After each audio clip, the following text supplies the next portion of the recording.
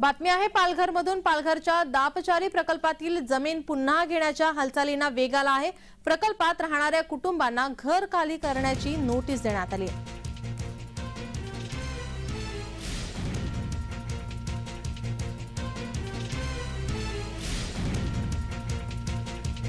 100 पेक्षा अधिक घरांचा वीज पुरवठा खंडित करण्यात आलाय।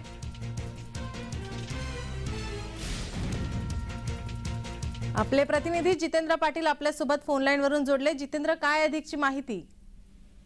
नक्कीच नीलम, दापचिरी दुग्ध प्रकल्पातील मागील 50 वर्षाहून अधिक इथे राहणाऱ्या कुटुंबांना जे आहे ते आता जमीन पुन्हा शासन जमा करण्याच्या हालचाली जे आहेत ते सुरू झाल्या आहेत। गेल्या काळात येथील कुटुंबांना घर खाली करण्याच्या नोटिसा देखील देण्यात आल्या होत्या।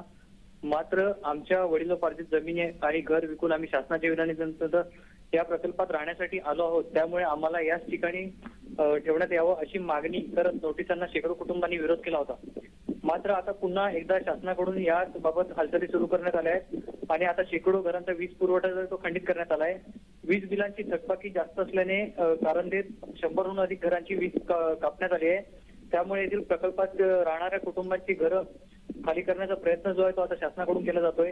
मात्र या ठिकाणी देण्यात आलेल्या करारावरील जमिनी आणि घरही बेकायदेशीररित्या विकल्याचं सांगत दुग्ध विकास मंत्री राधाकृष्ण विखे पाटील यांनी मागील काळात या कुटुंबांना पुनर्वसन याच ठिकाणी केलं जाणार असल्याचं देखील आश्वासन दिलं होतं। मात्र आता पुन्हा एकदा याच घरांचा वीज पुरवठा खंडित करण्यात आल्याने या प्रकल्पात राहणाऱ्या कुटुंबांकडून पुन्हा एकदा संताप व्यक्त करण्यात येतोय। नीलम, ज्यांनी पुनर्विकासाचं आश्वासन दिलं आहे त्यांची आता या संदर्भात काय प्रतिक्रिया येते का?